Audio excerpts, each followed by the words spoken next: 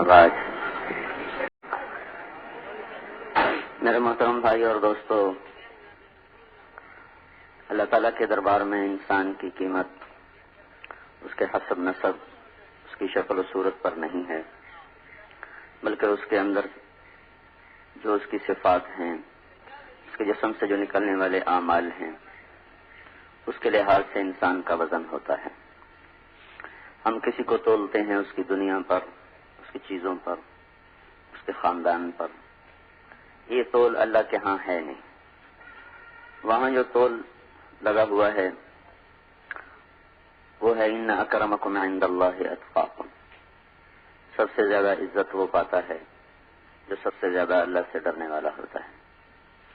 قیامت کے دن ایک فرشتہ اللہ کی طرف سے اعلان کرے گا، الا وانکم جعلتم نسبا وجعلت نسبی، اے لوگو ایک نسب تم نے بنایا، ایک ہم نے بنایا، یعنی ایک معیار عزت تم نے بنایا، ایک اللہ نے بنایا۔ جعلت اکرمکم اتقاکم، میں نے تمہیں بتایا کہ سب سے زیادہ عزت والا تقوی والا ہے، ولیکن ابیتم، تم نے تو انکار کر دیا۔ وقلتم ان فلان ابن فلان خیر من فلان ابن فلان، تم نے اپنے ہی گھڑ لیے، کسی کو مال کی وجہ سے عزت دی، کسی کو حکومت کی وجہ سے عزت دی، کسی کو شکل کی وجہ سے عزت دی، کسی کو کسی وجہ سے۔ جو میرا معیار تھا وہ تم نے ٹھکرا دیا، اپنے تم نے نئے نئے گھڑ لیے۔ الیوم اضع نسبکم وارفع نسبی، آج تم سب دیکھ لو گے تم نے جو معیار بنائے تھے وہ سب میں توڑ دوں گا، اور میں نے جو معیار بنایا تھا تقوی والے، عزت والے، وہ آج میں بلند کر دوں گا۔ پھر اللہ تعالیٰ اعلان فرمائیں گے، این المتقون، کہاں ہیں تقوی والے، کہاں ہیں اللہ سے ڈرنے والے۔ تو وہاں کا معیار صفات ہیں، اعمال ہیں، چیزیں نہیں۔ پھر ایک اور اعلان ہوگا، فلیکم اہل الصبر، صبر والے کھڑے ہو جاؤ۔ تو ایک جماعت کھڑی ہو جائے گی، اللہ تعالیٰ کہیں گے جاؤ بغیر حساب کتاب کے جنت میں چلے جاؤ۔ پھر اعلان ہوگا، فلیکم اہل الفضل، فضل والے کھڑے ہو جاؤ۔ پھر ایک جماعت کھڑی ہوگی، اللہ تعالیٰ فرمائیں گے جاؤ بغیر حساب کتاب کے جنت میں چلے جاؤ۔ پھر اعلان ہوگا، فلیکم جیران اللہ، اللہ کے پڑوسی کھڑے ہو جاؤ۔ پھر ایک جماعت کھڑی ہوگی، اللہ تعالیٰ فرمائیں گے جاؤ بغیر حساب کتاب کے جنت میں چلے جاؤ۔ ایک اعلان ہوگا، این الائمہ، این الفقہاء، این المؤذنون، کہاں ہیں نمازیں پڑھانے والے، کہاں ہیں علم والے فقہاء، اور کہاں ہیں اذان دینے والے۔ لیکن جن کو کوئی آج پوچھتا ہی کوئی نہیں، مؤذن تو بیچارہ ایک چپڑاسی سے بھی کم حیثیت رکھتا ہے۔ تو اللہ تعالیٰ ان کو بلا کر کہے گا چلو ان کے لیے ممبر بچھاؤ، ان کو بٹھاؤ، اور باقیوں کا کہے گا میں ان کا حساب لے لوں، تم یہاں آرام کرو۔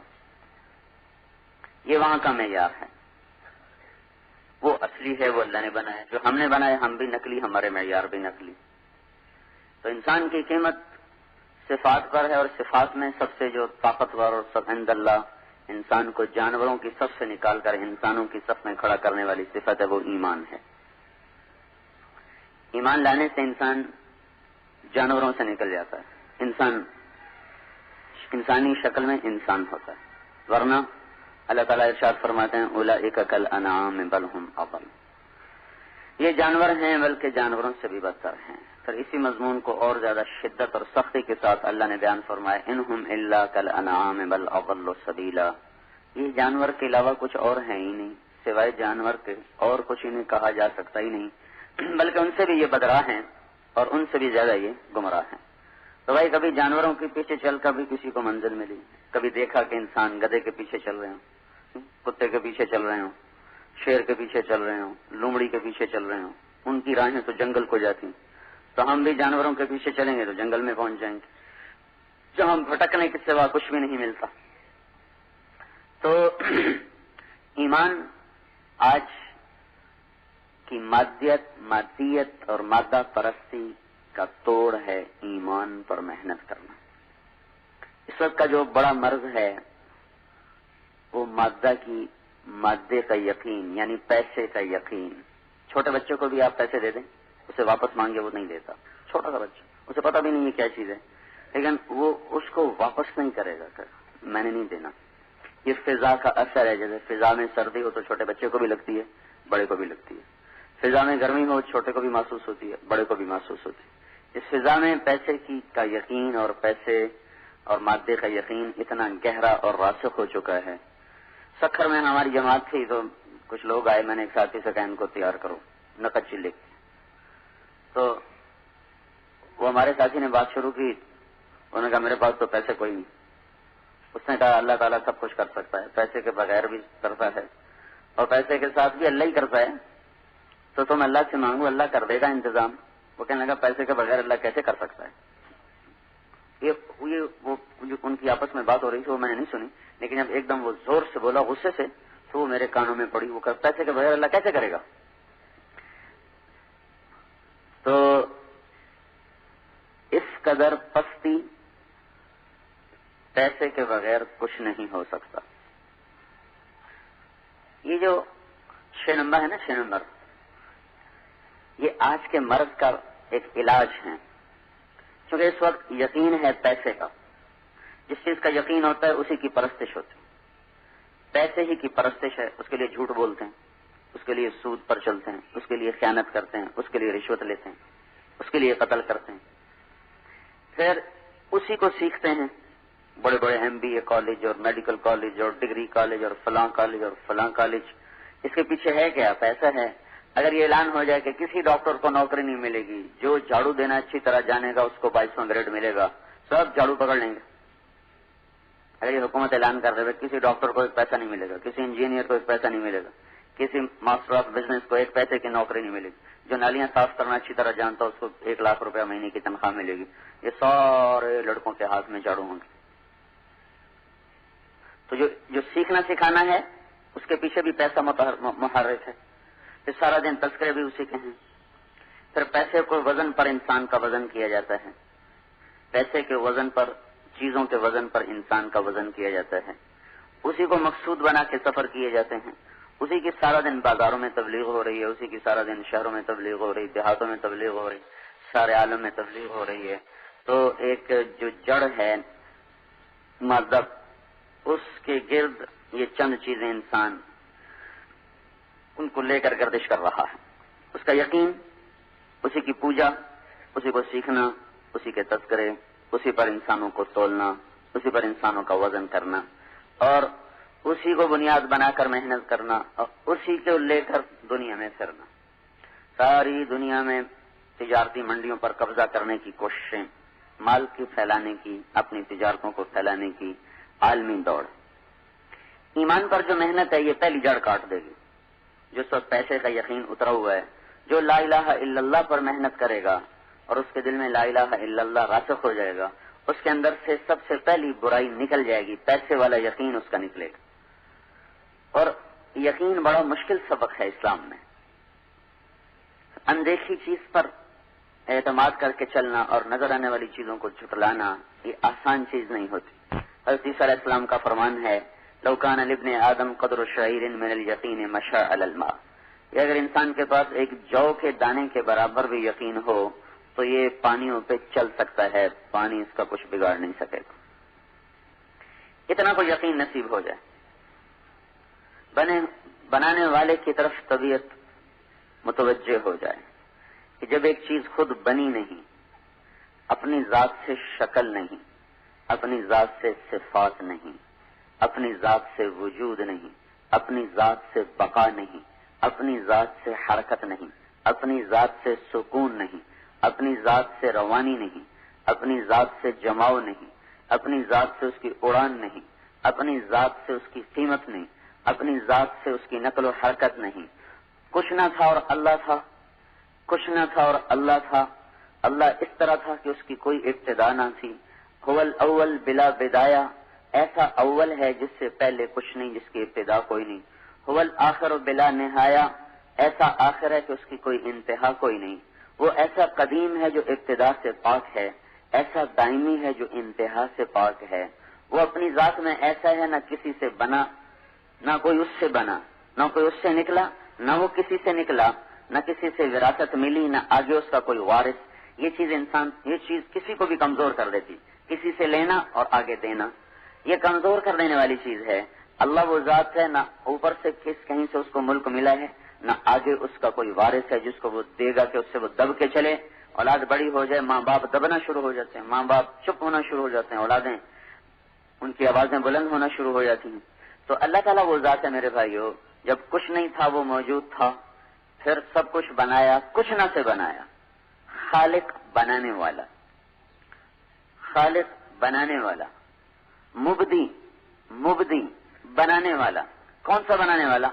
ہم نے یہ سٹینڈ لوہے سے بنایا، اور یہ ممبر لکڑی سے بنایا، اور یہ پنکھے لوہے سے بنائے۔ مبدی وہ بنانے والا جو کچھ نہ ہو اور سب کچھ بنا دے، جو لوہے کے بغیر لوہا بنائے، مبدی، جو لکڑی کے بغیر لکڑی بنائے، مبدی، جو پانی کا قطرہ نہ ہو اور سمندر بنا دے، جو درختوں کا پتا نہ ہو اور جنگل بنا دے، جو ریت کا ذرہ نہ ہو اور صحرا بنا دے، مٹی کا ڈھیلا نہ ہو اور زمین بچھا دے، پتھر کا سنگریزہ نہ ہو اور ہمالیہ جیسے پہاڑ بنا دے، برف کا ایک ذرہ نہ ہو اور سفید چادر سے لاکھوں سال سے پہاڑوں کو ڈھانپ کے دکھا دے، اور ایک کرن نہ ہو اور سورج بنا دے، ایک کرن نہ ہو اور چاند بنا دے، ایک کرن نہ ہو اور ستارے بنا دے، اور کہیں دور دور تک کسی جانور کا نشان نہ ہو اور لاکھوں کروڑوں قسم کے جانور بنا دے۔ مبدی، کچھ نہیں اور بناتا جا رہا ہے۔ ہم چیزوں سے چیزیں بنا رہے، اللہ بغیر چیزوں کے بنا رہا۔ شیر نہیں، شیروں کی شکلیں بنا دی، چیتا نہیں، چیتے کی شکل بنا دی، انسان کوئی نہیں، انسان کو بنا دیا، ہوا کوئی نہیں، ہوا کو بنا دیا، عرش کوئی نہیں، عرش کو بنا دیا، فرشتے کوئی نہیں، فرشتوں کو بنا دیا، جنت کوئی نہیں، جنت کو بنا دیا، سونے کے بغیر سونا بنا دیا، چاندی کے بغیر چاندی کو بنا دیا۔ المبدی، المبدی، خالق ہے، خالق بنانے والا۔ لیکن بنانے والے کے ساتھ ایک ایسی صفت لگی ہوئی ہے، کچھ نہیں اور سب کچھ بناتا ہے۔ بدی بھی ہے، بدیع السماوات والارض، بدی بھی بنانے والا ہے۔ کون سا بنانے والا؟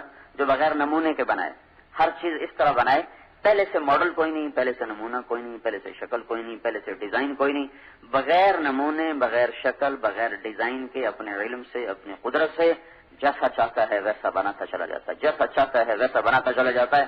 اللہ کے سامنے شیروں کی شکلیں نہیں پڑی تھی جن کو دیکھ کے شیر بنا دیا، انسان کی شکل نہیں تھی جس کو دیکھ کے آدم بنا دیا، عقاب کی شکل نہیں تھی جس کو دیکھ کے عقاب اور شاہین بنا دیا، مچھلی کی کوئی شکل نہیں تھی جس کو دیکھ کے مچھلی کو بنا دیا، پانی کا کوئی تصور نہیں تھا، کوئی شکل نہیں تھی جس کو دیکھ کے پانی کو بنایا۔ ساری کائنات کے بحر و بر کو، زمین اور آسمان کو، سرا اور سریا، شرق و غرب، کسی چیز کا کوئی وجود نہ تھا، بنایا، کوئی ماڈل نہ تھا، بنایا۔ پھر اس بنانے میں اپنی طاقت، اپنی تصویر میں، اپنی تخلیق میں، اپنی تقدیر میں، اپنے اندازے میں، سبح اسم ربک الاعلی الذی خلق فسوی والذی قدر فہدی، بنانا، تقدیر، تخلیق، تدبیر، اس میں ایسا کامل ہے۔ ایک وقت میں صرف دنیا میں جو عورتیں ہیں، ان کے اندر حمل ٹھہر رہا اور مختلف مراحل میں بچے چل رہے ہیں،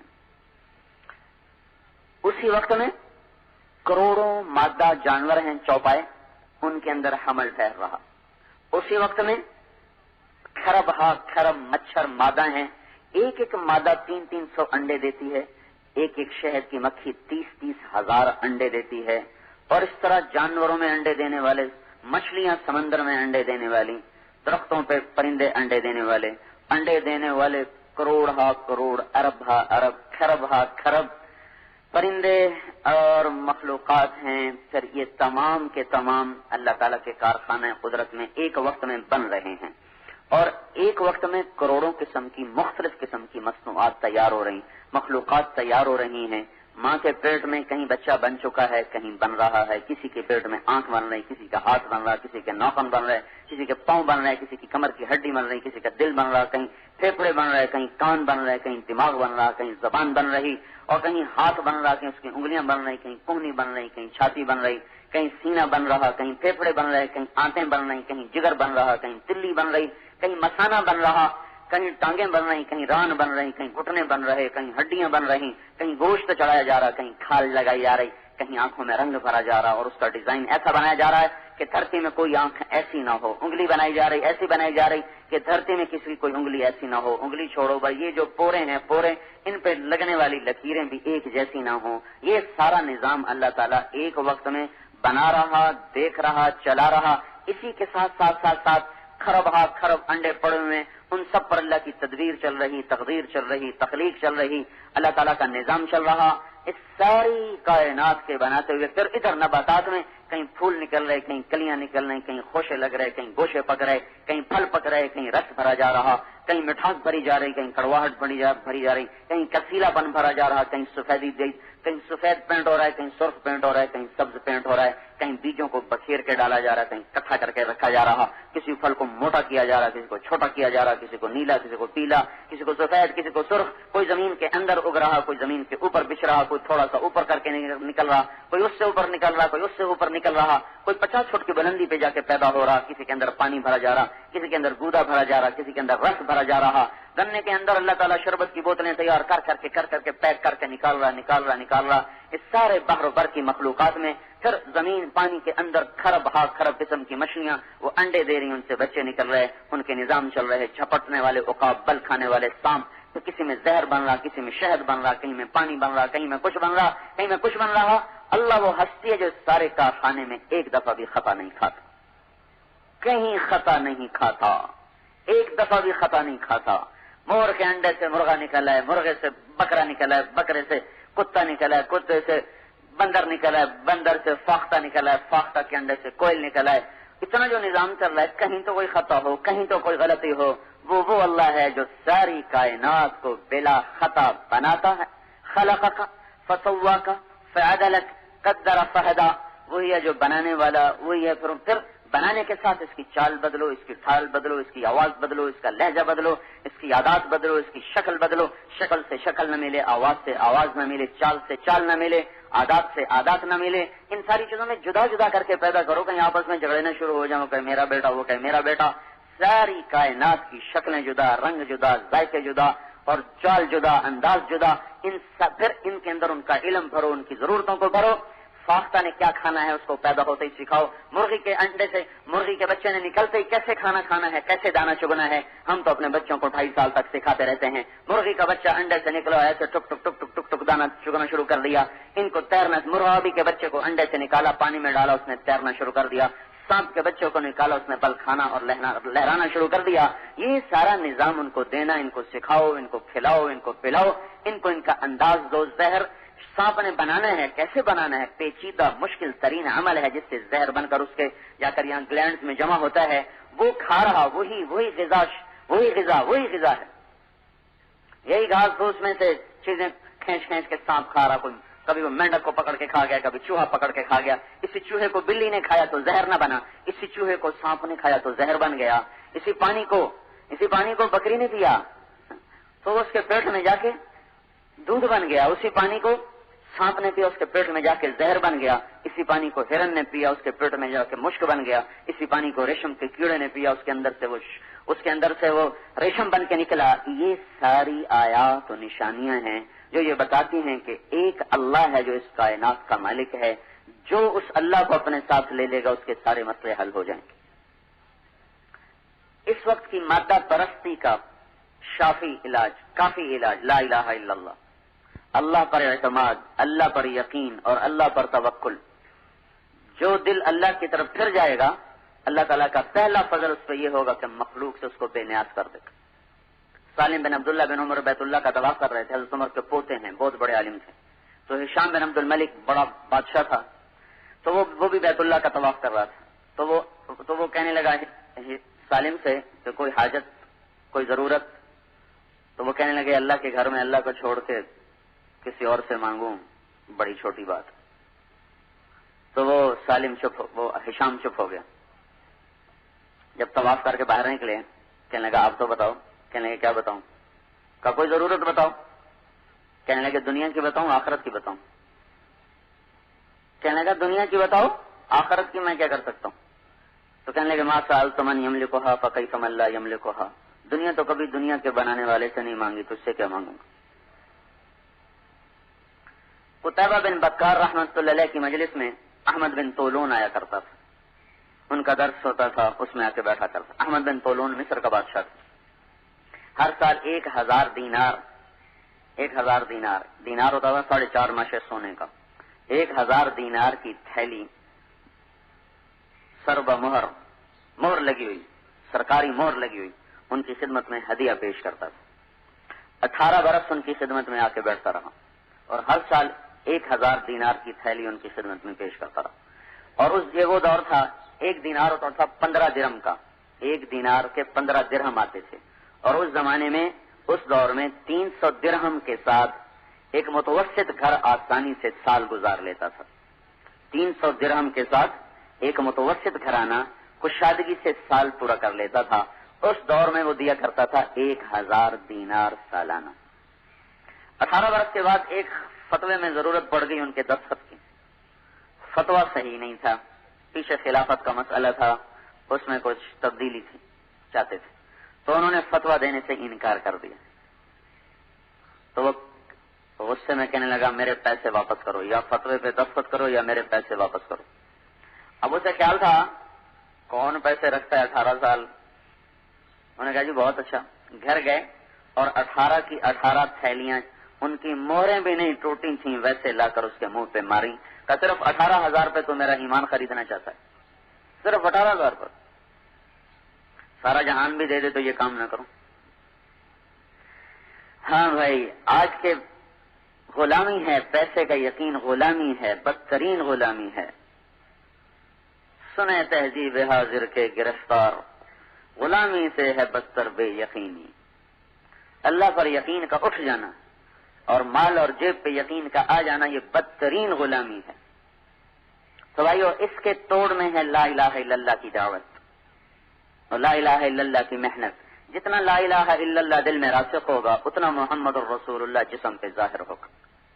کیونکہ لا الہ الا اللہ محمد رسول اللہ نے جوڑ دیا ہے. جب معراج پہ حضور تشریف لے گئے تو اللہ تعالیٰ کے دربار میں عرض کی، یا اللہ، ابراہیم تو خلیل تھے اور موسیٰ کلیم تھے علیہ السلام، اور داؤد علیہ السلام کے لیے لوہا نرم تھا، اور سلیمان علیہ السلام کے لیے ہوا تابع تھی، اور عیسیٰ علیہ السلام کے لیے آپ نے مردے زندہ کیے. فماذا جعلت لی، میرے لیے کیا ہے؟ تو اللہ تعالیٰ نے فرمایا اولیس قد اعطیتک افضل من ذلک کلہ، آپ کو میں نے سب سے اعلیٰ چیز عطا فرمائی ہے. اللہ ذکرت الا ذکرت معی، قیامت تک آپ کا اور میرا نام اکٹھا رہے گا، جدا نہیں ہو سکتا. لا الہ الا اللہ کے ساتھ محمد الرسول اللہ جڑ گیا ہے، اب یہ جدا نہیں ہو سکتا. قیامت تک یہ آپ کا اور میرا نام اکٹھا رہے گا. اور اس کے علاوہ یہ تو میں نے آپ کو نام اپنے نام کے ساتھ کر رہا ہے، اللہ ذکرت الا ذکرت معی، آپ کا نام میرے نام کے ساتھ لگ گیا. اور اس کے علاوہ شرحت لک صدرک ووضعت عنک وزرک ورفعت لک ذکرک وجعلتک فاتحا وخاتما، میں نے آپ کا سینہ کھولا، آپ کے بوجھ ہٹائے، آپ کے نام کو بلند کیا، آپ کو فاتح بھی بنایا اور آپ کو خاتم بھی بنایا. پہل بھی آپ سے ہو رہی ہے، انتہا بھی آپ پر ہو رہی ہے. انتہا تو سمجھ میں آتی ہے، پہل کیسے ہوئی؟ تو ابو ہریرہ رضی اللہ تعالیٰ عنہ سے مروی ہے، انہوں نے پوچھا یا رسول اللہ، آپ کو نبوت کب ملی؟ متى وجبت لک النبوہ، آپ کو نبوت کب ملی؟ تو اس کا ان کے سوال کے مطابق اس کا جواب تھا 40 سال کی عمر میں غار حرا میں، یہ اس کا جواب تھا ان کے سوال کے مطابق. لیکن جو آپ نے جواب دیا وہ بڑے آگے کی سطح کا جواب دیا. آپ نے فرمایا کنت نبی وان آدم بین الروح والجسد، ابھی آدم علیہ السلام کی کہانی شروع ہی نہیں ہوئی تھی اور مجھے نبوت مل چکی تھی. اب کب ملی یہ تو اللہ ہی جانتا ہے. ابتدا تو ہے، کب ہے اللہ کے سوا کسی کو کچھ پتہ نہیں کب ہوئی. تو لا الہ الا اللہ کا رسوخ محمد الرسول اللہ صلی اللہ علیہ وسلم کی زندگی کو لہلہا کر جسم میں، گھر میں، دفتر میں، دکان میں زندہ کرے گا. جتنا لا الہ الا اللہ کی جڑ لگے گی اتنا محمد الرسول اللہ صلی اللہ تعالی علیہ وسلم والی زندگی وہ ظاہر ہونا شروع ہو جائے گی، وہ کھلنا شروع ہو جائے گی. کیونکہ جیسے دل اللہ کی عظمت سے خالی ہیں ویسے ہی اللہ کے نبی کی عظمت سے خالی. اور اللہ تعالیٰ ایک آیت میں موسیٰ علیہ السلام، ابراہیم علیہ السلام اور ہمارے نبی پاک صلی اللہ علیہ وسلم تینوں کا فرق بتایا ہے. موسیٰ علیہ السلام اللہ سے دعا کر رہے ہیں رب اشرح لی صدری، اللہ میرا سینہ کھول دے. اور اللہ ہمارے نبی کو بن مانگے فرما رہے ہیں الم نشرح لک صدرک، ہم نے آپ کا سینہ کھول دیا. موسیٰ علیہ السلام اللہ سے دعا کر رہے ہیں یسر لی امری، میرا کام آسان کر دے. اللہ ہمارے نبی کو بن مانگے فرما رہے ہیں ووضعنا عنک وزرک، ہم نے آپ کے بوجھ ہٹا دیے.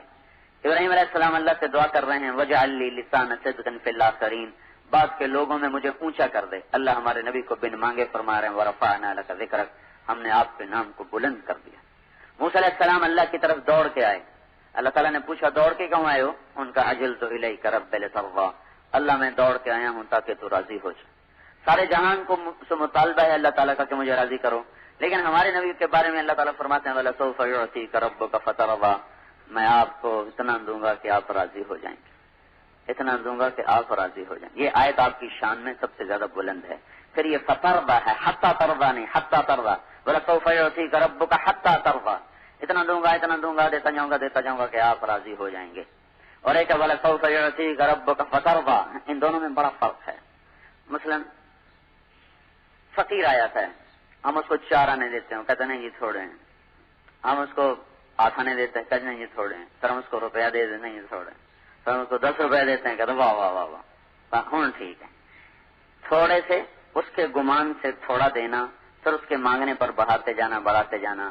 یہ تھا وَلَسَوْفَ يُعْطِيكَ رَبُّكَ حَتَّىٰ تَرْضَىٰ، میں آپ کو اتنا دوں گا کہ یہاں تک کہ آپ راضی ہو جائیں گے. وَلَسَوْفَ يُعْطِيكَ رَبُّكَ فَتَرْضَىٰ کا مطلب یہ ہے فقیر آ گیا، وہ تصور میں لے کے آیا ہوا ہے 10 روپے سے زیادہ میں اس میں کوئی نہیں دینے ہیں. آپ نے 100 روپے کا نوٹ نکالا اور اس کے ہاتھ میں پکڑایا. اس کا میں نے خود مشاہدہ کیا. ہماری جماعت تھی پشاور میں، تو ایک عرب شہزادہ میرے ساتھ تھا. تو فقیر آ گیا، ہم گاڑی میں بیٹھے دوسری مسجد میں جانے کے لیے، وہ مانگنے کے لیے آ گیا. اس کا منہ اوپر تھا اور ایسے مانگ رہا تھا. وہ چشمے تصور میں 1 روپیہ دیکھ رہا تھا، 1 روپیہ ہی دینا. تو میں کہا پتہ نہیں پشتوں میں کہہ رہا تھا بھائی اللہ کے نام پہ دو، اللہ کے نام پہ دو. تو اس نے جیب سے 100 روپے نہیں، یہ 84 کی بات، اس میں 100 روپے بہت زیادہ تھا. تو اس نے 100 روپے نیچے نہیں دیکھ رہا تھا، اوپر ہی دیکھ رہا تھا. تو اس نے جب نوٹ پکڑا تو ایسے تو اس نے نیچے دیکھا، ایک دم جو اس کی نکلی نا پشتوں میں، اور پھر وہ بھاگا. وہ سمجھا شاید غلطی میں دے دیا کہیں واپس نہ لے لے، بھاگا وہاں سے، پیچھے مڑ کے نہیں. پھر اس نے دیکھا اور میں نے کہا تو ہمارے فقیروں کا مزاج خراب کر رہا ہے. میں کہ ہم تو 4 آنے دیتے، تو نے اکٹھا 100 روپے دے دی. یہ ہے فترضیٰ. کسی کو پہلے ہی لمحے، پہلی ہی دفعہ اس کی سوچ تصور سے اتنا دے دینا کہ اس کی سوچ اور تصور سے بڑھ کر ہو، تو ایک دم وہ خوشی سے اچھل پڑے گا. تو یہ ہے وَلَسَوْفَ يُعْطِيكَ رَبُّكَ فَتَرْضَىٰ. یہ جو فا کا لفظ ہے، فا، یہ یہاں یہ معنی دے رہا ہے کہ میرا نبی جتنا بھی تو سوچ لینا، جب میں تجھے دوں گا نا تو اس سے بھی زیادہ دوں گا. خود ہمارے نبی کی سوچ کتنی زیادہ ہے. اللہ کے بعد اگر کسی کو علم ہے تو اللہ کے نبی کو. وہاب بن منبہ رحمت اللہ علیہ کا قول ہے کہ سارے بنی نوع انسان بشمول انبیاء کے اللہ تعالیٰ نے سارے نبیوں انسانوں کو جو عقل دی، جو علم دیا، اس کی مثال ہے ایک ذرے. جو ہمارے نبی کو علم اور عقل دیا اس کی مثال ہے ایک صحرا کی. صحرا تو ذرے اور صحرا میں جو نسبت ہے وہ ساری دنیا کے انسانوں کے علم فہم کو حضور صلی اللہ علیہ وسلم کی فہم کے ساتھ وہ نسبت ہے. اور اللہ تعالیٰ یوں کہہ رہا ہے کہ پہلی ہی دفعہ تمہیں اتنا دوں گا کہ تو دیکھتے ہی خوش ہو جائے گا، خوشی سے اچھل پڑے گا. یہ فترضیٰ کا ترجمہ اگر یوں کیا جائے کہ میں آپ کو اتنا دوں گا کہ آپ خوشی سے اچھل پڑیں گے، تو یہ کوئی قاعدے کے خلاف نہیں ہے. فترضیٰ، ایک دم بس آپ راضی ہو جائیں گے. یہ جو اللہ اپنے محبوب کو راضی کرنے کے لیے ایسے ناز نخرے برداشت کر رہا ہو، تو بھائی ہم تو اس کے امتی ہیں، ہم اللہ کے بعد اگر کسی کا ہم پر احسان ہے تو اللہ کے نبی کا ہے. تو ان کے سانچوں میں، ان کے طریقوں میں ڈھل کے چلنا، یہ اللہ کے دربار میں عزت اور کامیابی کا راستہ ہے. پھر اس کے بعد ہے کہ لوگ ویسے ہیں کہ پجاری بنے پڑے ہیں تو اس کے توڑ میں نماز ہے کہ اللہ کی پوجا ہمیں آ جائے. ابھی ہم نماز پڑھتے ہیں، لیکن یہ وہ نماز نہیں ہے جو اللہ ہم سے چاہتا ہے. اللہ ہم سے جو نماز چاہتا ہے وہ ہے اقم الصلاۃ لذکری، میری یاد والی نماز ہو. جب اللہ اکبر کہو تو پھر اللہ کے سوا کوئی اس میں اور آنے نہ پائے، کسی اور کی طرف دھیان نہ جائے. ابن القیم رحمت اللہ علیہ نے اپنی کتاب مدارج السالکین میں نمازیوں کے 5 درجے لکھے کہ نمازی 5 طرح کے ہوتے. ایک نمازی وہ ہے جو کبھی 5 پڑھ لیتا ہے، کبھی 5 چھوڑ دیتا ہے، کبھی 2 پڑھ لیتا ہے، کبھی 3 پڑھ لیتا ہے. یہ جہنم میں جائے گا. المتہاون یہ ہے معاقب، یہ تو جہنم میں جائے گا. دوسرا نمازی ہے مواظب، جو پکا نمازی ہے، لیکن جب وہ اللہ کے سامنے آتا ہے ایک پل کے لیے بھی اسے خیال نہیں کہ میں کس بادشاہ کے سامنے کھڑا ہوں. وہ نماز میں بھی اپنی دنیا میں مشغول ہوتا ہے. من بسو مشغول تو عامر و زید، اللہ اس کی طرف متوجہ اور وہ اللہ کو چھوڑ کر کسی اور کی طرف متوجہ. یہ نمازی محاسب ہے، محاسب، ڈانٹ ڈپٹ، حساب ہوگا، حساب. تیسرا نمازی وہ ہے جب اللہ اکبر کہتا ہے تو کوشش کرتا ہے اللہ کے سامنے کھڑا رہوں، لیکن کبھی اللہ کے سامنے، کبھی گھر کے سامنے، کبھی اللہ سامنے، کبھی دکان سامنے، کبھی اللہ سامنے، کبھی دفتر سامنے. تو وہ اس طرح ڈولتا رہتا ہے، کوشش بھی نہیں چھوڑتا اور پورا بھی نہیں ہوتا. تو یہ اس کے بارے میں لکھا ہے معفو عنہ، اس سے درگزر ہو جائے. چلو بھائی 33 نمبر دے کے پاس کر دو. تھرڈ ڈویژن پاس کو بھی کبھی نوکری ملی تو فرسٹ ڈویژن کو نہیں ملتی، تو یہ پاس ہو جائے گا، ڈنڈوں سے بچ، سزا سے بچ جائے گا. چوتھے درجے کا نمازی وہ ہے جب وہ اللہ اکبر کہتا ہے تو پھر اللہ ہی کے دھیان میں ہوتا ہے، کسی اور کا دھیان، کسی اور کا خیال، کسی اور کا تصور ایک پل کے لیے بھی اس کے اندر میں داخل نہیں ہوتا. یہ ہے ماجور. یہاں سے نماز کے برکتیں، وعدے، اجر و ثواب شروع ہوتے ہیں. قرآن میں نماز کے اجر و ثواب، حدیث پاک میں نماز کے اجر و ثواب یہاں سے شروع ہوتے ہیں. جو اللہ اکبر کے بعد صرف اللہ کے دھیان میں ہوتا ہے اور اللہ کے سوا کسی کے تصور میں نہیں کھڑا ہوتا، یہ چوتھے درجے کا نماز. پانچویں درجے کا نمازی وہ ہے جب وہ اللہ اکبر کہتا ہے تو نماز اس کی آنکھوں کی ٹھنڈک بن جاتی. جعلت قرۃ عینی فی الصلاۃ، آنکھوں کی ٹھنڈک نماز. ابو ریحانہ رضی اللہ تعالیٰ عنہ سفر سے واپس آئے، ان کی بیوی گھر میں داخل ہوئے، سفر سے واپس آئے، بیوی کو بھی انتظار، خامند کو بھی انتظار، خلوت میں ہیں. اس سے کہنے کہ میں 2 نفل پڑھ لوں پھر بیٹھتا ہوں تیرے پاس. 2 نفل کی نیت باندھی اور جو شروع ہوئے، پیچھے وہ انتظار میں، یہ آگے رفتار میں، یہاں تک کہ فجر کی اذان ہو گئی اور ان کی 2 رکعت ختم نہ ہوئی. جب سلام پھیرا تو ان کی بیوی نے کہا اما لنا من کا نصیب، میرا کوئی حق نہیں تھا.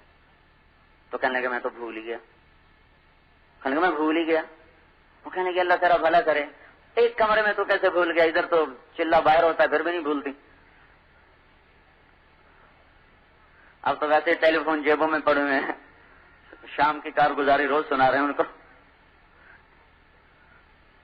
اور وہ ایک کمرے میں، وہ کہ میں بھول گیا. اور کیسے بھول گئے؟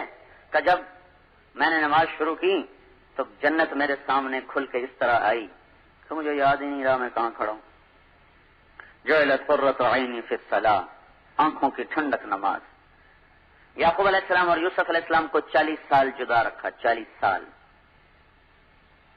جب ان کو ملا دیا تو پھر اللہ تعالیٰ نے یعقوب علیہ السلام سے فرمایا تجھے بتاؤں کیوں جدا کیا تھا؟ کہنے لگے جی بتا دیجئے. تو اللہ تعالیٰ نے فرمایا تو نماز پڑھ رہا تھا، یوسف تیرے برابر سویا ہوا تھا، چھوٹا بچہ، وہ رونے لگا تو نماز میں کھڑے کھڑے اس کو یوں دیکھنے لگا.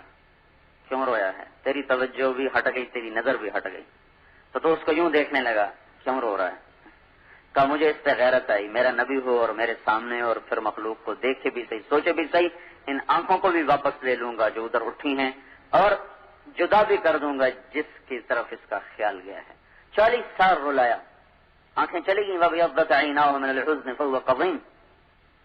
40 سال. تو اقم الصلاۃ لذکری، پیسے کی پوجا سے نکل جائے گا. ہر نمازی نہیں، ہر نمازی نہیں، وہ نمازی جس کو اللہ اکبر کے بعد اللہ کے سوا کسی کا دھیان نہ ہے. جو نچلے درجے کی 3 نمازیں ہیں ان کا اثر کبھی ہوگا کبھی نہیں ہوگا. کبھی چونکہ یہ کمزور درجے کی ہیں، طاقتور حصار ہو، قلعے کی دیوار مضبوط ہو تو تب دشمن کا وار روکنا آسان ہوتا ہے. دیوار ہی ریت کی بنا دو تو وہ تو پہلے ہلے میں گر جائے گی. تو بھائیو، نماز پر ایسی محنت کرنا کہ جب ہم اللہ اکبر کہیں تو پھر اللہ ہی کا دھیان ہو، اللہ کے سوا کسی اور کا دھیان نہ ہو. اور جتنی صفات ہیں وہ دعوت سے زندہ رہتی ہیں. دعوت مٹ جائے تو ان کا وجود مٹنا شروع ہو جاتا ہے. ابھی ہمارے اندر بھی نماز کا تذکرہ ختم ہو گیا ہے. نماز کو تفصیل سے بیان کرنے کا رواج ختم ہو گیا. سارے تبلیغ والے اب یا پہلا نمبر بیان کرتے ہیں یا چھٹا نمبر بیان کرتے ہیں، باقی 4 نمبر انہوں نے گول کر دی. جس چیز کی دعوت مٹے گی اس میں ذوق آ جائے گا، جس چیز کی دعوت مٹے گی اس کو انسان بھولنا شروع کر دیتا.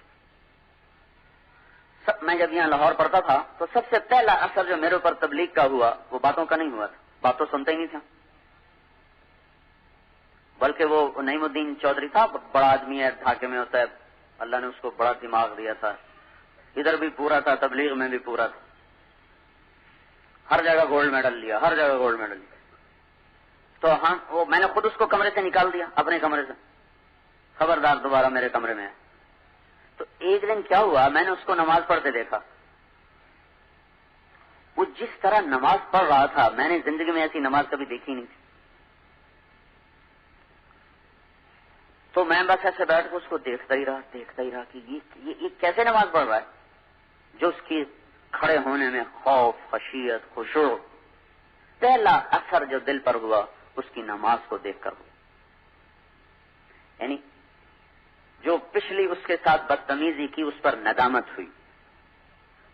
پھر جو دوسرا اثر ہوا وہ بھی نماز کا ہوا کہ میں آیا نیو ہاسٹل کچھ اپنے دوستوں سے ملنے کے لیے، تو کینٹین کے باہر وہ ٹیبلز ہوتے تھے، اس میں ہم بیٹھے کچھ کھا پی رہے تھے، اتنے میں عصر کی اذان ہو گئی، مسجد ہاسٹل کے اندر تھی، میرا منہ اس طرح تھا سامنے بلاک کی طرف، تو سامنے سیڑھیاں تھیں، تو میں نے دیکھا وہ سیڑھیوں سے گھسٹتا ہوا نیچے آ رہا تھا، اس کی ٹانگ ٹوٹی ہوئی تھی، بساکیاں تھیں نہیں، تو اس نے ساری سیڑھیوں کو گھسٹتے ہوئے وہ عبور کیا، نیچے اترا، پورا یہاں سے لے کر وہاں تک مسجد تھی، اتنا لمبا برآمدہ تھا، یہ سارا وہ گھسٹتا ہوا گیا، اور ہم ہنس رہے تھے، کھلکھلا رہے تھے، ایک دم جو اس پہ نظر پڑی تو چپ ہم، اور ہم اس کو دیکھ رہے، ہماری نظریں اس کا تعاقب کر رہی، اور وہ اسی طرح گھسٹتا ہوا گیا، اور جا کر اس نے نماز پڑھی، پھر تھوڑی دیر بعد ہم نے اس کو نکلتے دیکھا، وہ بھی اسی طرح وہ گھسٹتا ہوا واپس گیا اور ساری سیڑھیاں چڑھ کر اپنے وہ کمرے میں گیا۔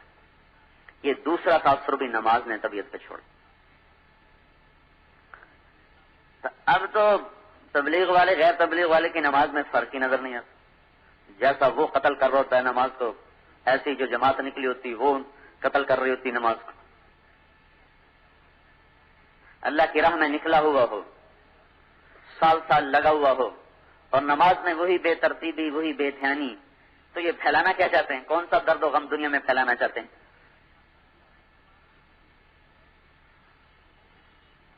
ساری دنیا کے مسائل کی چابی ہے دو نفل، دو رکعت، اللہ کے نبی نے کر کے دکھایا، بتلا کے سن، قم فصلی فإن فی الصلاۃ شفاء، اٹھ ابو ہریرہ پڑھ نماز میں شفا ہے۔ 4 دن گزر گئے گھر میں کچھ نہیں، 3 دن کا فاقہ تو آپ برداشت کیا کرتے تھے، 4تھا دن آ گیا کچھ نہیں، عائشہ رضی اللہ تعالیٰ نے سے کہنے لگے اب تو اللہ سے مانگتا ہوں جا کے۔ تم کہاں گئے مانگنے؟ مسجد میں 2 رکعت کی نیت باندھی، ایک ستون کے پیچھے سلام پھیرا، پھر دوسرے ستون کے پیچھے نیت باندھی، پھر سلام پھیرا، پھر تیسرے ستون کے پیچھے، ستون بہت زیادہ تھے مسجد نبوی میں کھجور کا، جگہ بدل رہے نفل پڑھ رہے، جگہ بدل رہے نفل پڑھ رہے، پیچھے سے حضرت عثمان رضی اللہ تعالیٰ عنہ آئے، تو انہوں نے پوچھا اللہ کے رسول کہاں ہیں؟ تو حضرت عائشہ نے فرمایا ما طعم آل رسول اللہ من 4 ایام شیئا، 4 دن ہو گئے تھے آل رسول کے گھر میں کچھ بھی نہ تھا، نماز پڑھنے گئے، اللہ سے مانگنے گئے۔ عثمان رضی اللہ تعالیٰ عنہ رونے لگے، کہنے لگے مجھے کیوں نہ بتایا، عبد الرحمن کو کیوں نہ بتایا، ثابت بن قیس بن شماس کو کیوں نہ بتایا۔ پھر گھر گئے اور اونٹ بھر کے لائے سامان، اتارا رکھا، پھر دوبارہ گئے، جو پکانے میں دیر لگے گی، جو گھر میں پکا تھا وہ بھی لے گئے، سالن پکا تھا، روٹی پکی تھی، جو بھی پکا تھا اٹھا کے لا کے رکھا اور واپس چلے گئے۔ جب آپ نماز سے فارغ ہو کر واپس آئے تو آپ نے پوچھا بھائی کچھ آیا، کچھ ملا؟ تو حضرت عائشہ رضی اللہ تعالیٰ نے کہا اللہ تعالیٰ آپ کو خالی تو نہیں بھیج سکتے تھے، یہ دیکھیے کیا کچھ آیا پڑا ہے۔ واہ واہ، کون لایا؟ کہا جو عثمان لائے۔ تو آپ نے ایک دم ہاتھ اٹھا کر کہا یا اللہ میں عثمان سے راضی ہوں، تو بھی اس سے راضی ہو جا، یا اللہ میں عثمان سے راضی ہوں، تو بھی اس سے راضی ہو جا، یا اللہ میں عثمان سے راضی ہوں، تو بھی اس سے راضی ہو جا، 3 دفعہ آپ نے ارشاد فرمایا۔ بھائی لوگ مادے کے پجاری ہیں، دکانوں کو سجدے کر رہے ہیں، نوکریوں کو سجدے کر رہے ہیں، عہدوں کو سجدے کر رہے ہیں، ہم اللہ کو سجدے کریں، وہ سجدے جو اللہ دیکھنا چاہتا ہے، وہ سجدے جس میں اللہ ہو، اللہ کے سوا کوئی نہ ہو۔ یہ محنت سے یہ چیز آتی ہے، بغیر محنت کے ہم صرف پڑھتے ہیں، نماز پہ محنت کوئی نہیں ہماری۔ پھر دعوت بھی مٹ چکی ہے، اب نماز ایسے ہی چلتے چلتے تھوڑی سی بات کر جاتے ہیں بس۔ تو اس لیے اپنے اندر سے بھی نماز کی عظمت اور اہتمام اور نماز کے لیے ایک بے قراری وہ ختم ہو گئی ہے۔ نفل مختصر کرو بھائی، مختصر کرو بھائی۔